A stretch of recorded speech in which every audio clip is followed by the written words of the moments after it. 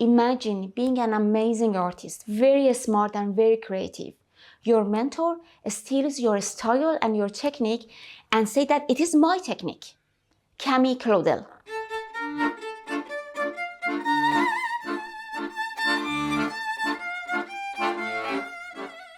Welcome to my YouTube channel. It is my first video in the YouTube.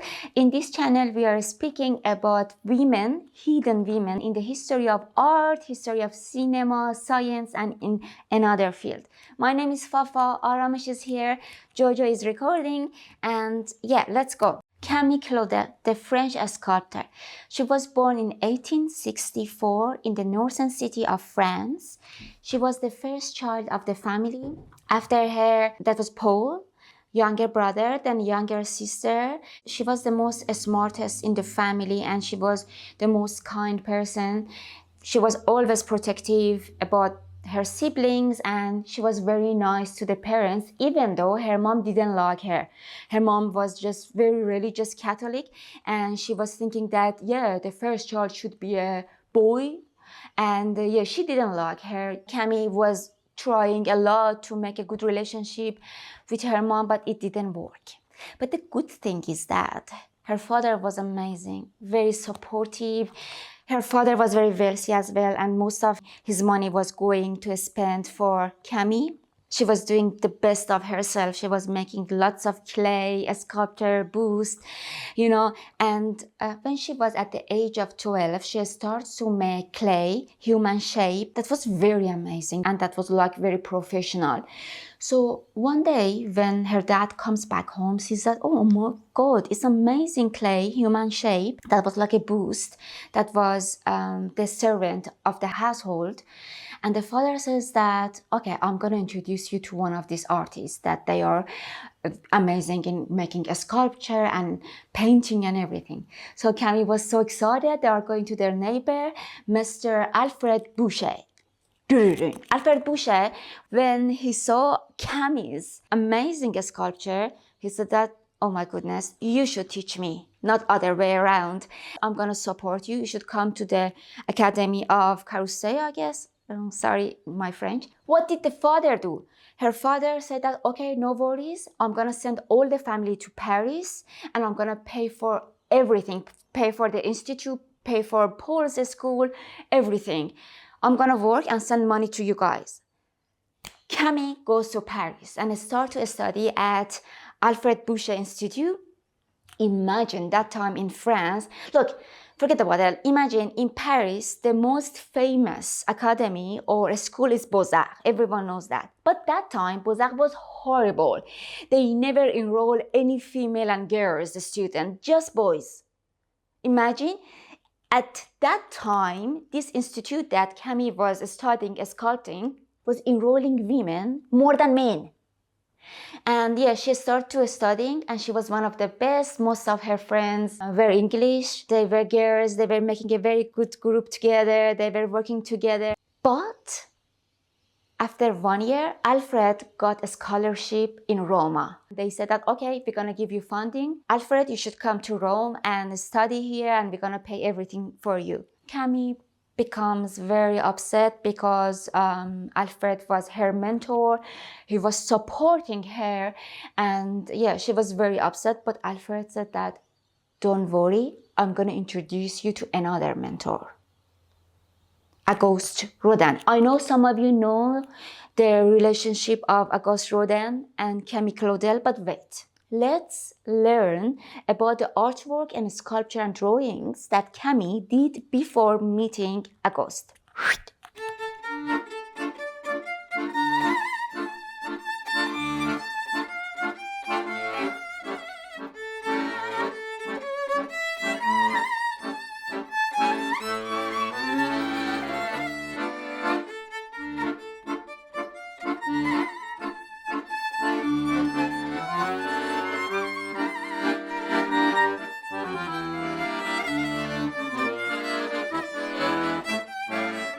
Imagine the relationship between them, Auguste Rodin and Camille Claudel. As soon as they meet, they fall in love.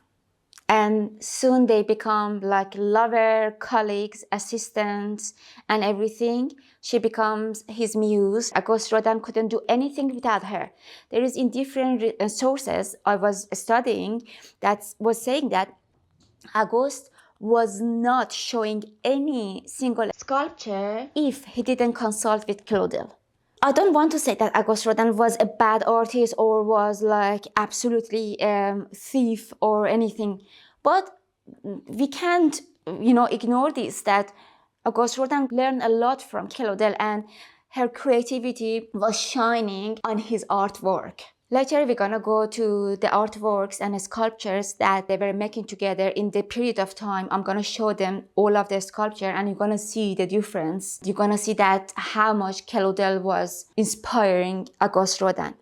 Anyway, when they go to a relationship, her mother, Camille's mother, starts to become very nasty. Oh, you're going to a relationship with a married person? You're never gonna come back home. I'm not gonna give you a penny and just okay, so, and that was very horrible for Camille because she really liked her mother and her siblings, but she couldn't see them for a long, long time. I don't admire the people that are cheating, of course, but imagine when Camille was going to the workshop and meeting Auguste Rodin, she was only 17 years old and he was 40 something, 41 or 42. Imagine how he was manipulating her all the time. And I don't want to blame Camille.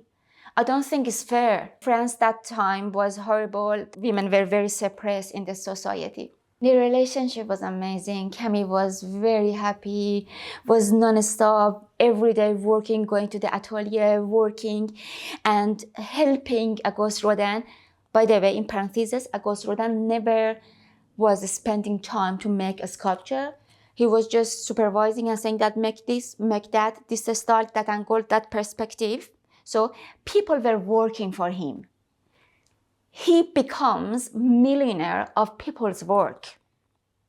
Just have it in your mind.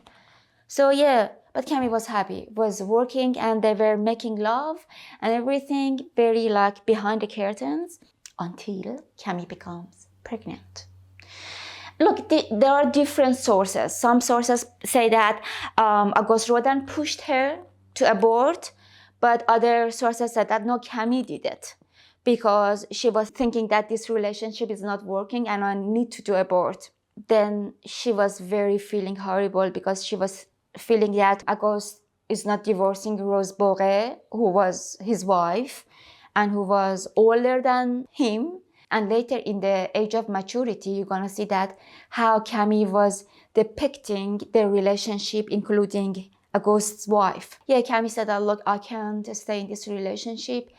I want my baby. I want a perfect relationship, but you are not divorcing Rose. So she breaks up. They break up in 1892, but it didn't mean that they didn't want to see each other. They were still meeting each other, but as colleagues. And Auguste Rodin was literally exploiting her. Like for a little bit money, she had to work a lot. Look, at that time, Camille's father passed away. Camille's father was the only one in the family was supporting her. She didn't have any support, financially support, and she had to work for her ex, who is, stealing her ideas and technique. It's horrible. For 6 years, Camille was working for Auguste. In this time, she was doing the best. She was one of the jury in the Institution of Fine Art in Paris, one of the greatest.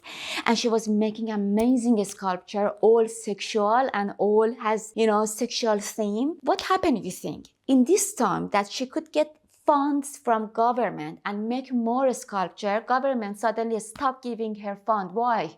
Because Auguste sneakily going to the government and said that, oh, she's making a sculpture sexual, which is against our society and our tradition, but you're making lots of sculpture that has the same theme. Imagine Again, I have to say this. Imagine you are a woman in that time of Paris and working hard. You're amazing in a sculpture. You're very beautiful and delicate and gorgeous and smart. You don't get fund to make money, okay? You had to work with this Auguste Rodin. You go mentally ill suddenly, and it happened for Camille, which makes me very emotional, very upset and angry. She starts to break and destroy all of the sculptures and figures, all of the busts that she made by that time. She ruined it in the atelier because she was devastated. She was thinking that, look, this guy made lots of money. He is millionaire. By the way, in parentheses, I was in Paris in Auguste Rodin house and atelier. That time I just knew that Camille Claudel was amazing sculptor. I knew that Auguste Rodin annoyed her, but I didn't know a lot about this story. So I was enjoying the garden. Amazing. You have to go there. Amazing windows and so many sculptures, the beautiful music, beautiful stairs. When you go there, you don't think about this story. You don't know that what happened to Camille when she was there. Actually, when I think about it, when I review the sculpture, I see a lot of Camille's in the sculptures. She ruined all the sculpture, but luckily, nowadays we have 90 busts, torso and sculptures and drawing left by Camille. 90. And the good news is, it is February 2025. Last week, one of her sculpture was sold $3.1 million.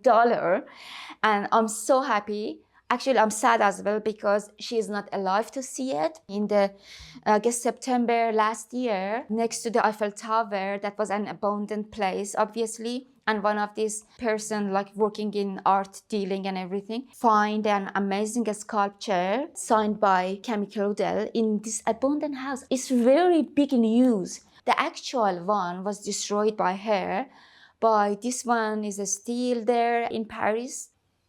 Let's go and see the works and the sculpture that was made during the relationship with Auguste Rodin.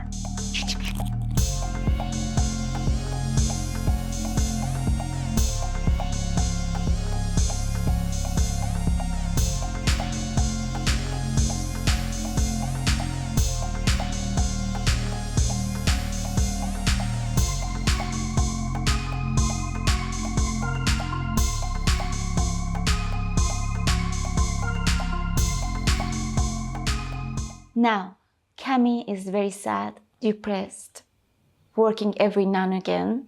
And at this time, do you think what does Auguste doing? Gossiping. Oh, Camille was horrible, Camille was depressed, Camille was crazy, Camille was insane, Camille is in a relationship with Claude Debussy. You know, Claude Debussy is one of the famous French composer. We don't know that they were in a relationship. Camille wanted to take revenge, was in a relationship for a year with him or not, but some sources denied it and said that no, that was just rumor and it's not correct. During this time, the tragedy, the actual tragedy happened. Paul, her younger brother, said to Camille, you are crazy. You need to go to a mental hospital. I think in that way, God gonna forgive your sins. And that time, men had lots of authority in the family. That was very bad time for Camille because she was very, very weak and she couldn't make decision and she was just following her brother and they went to the mental hospital.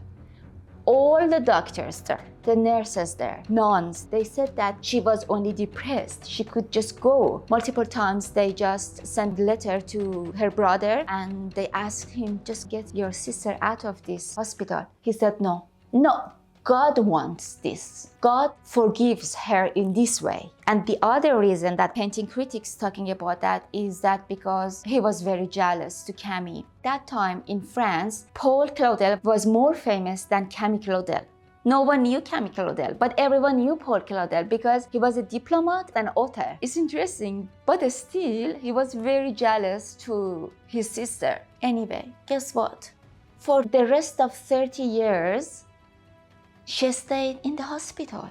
all of her English friends from the institute, Auguste Rodin's friend, visiting her, confessing that she was not insane. She was just truly sad. And of course, she had some paranoia that Auguste want to poison me, Auguste stealing my art and everything, which was true. About poisoning, we don't have enough evidence to say that what period of time Auguste Rodin wanted to do that. She passed away in 1943 in the hospital, yes.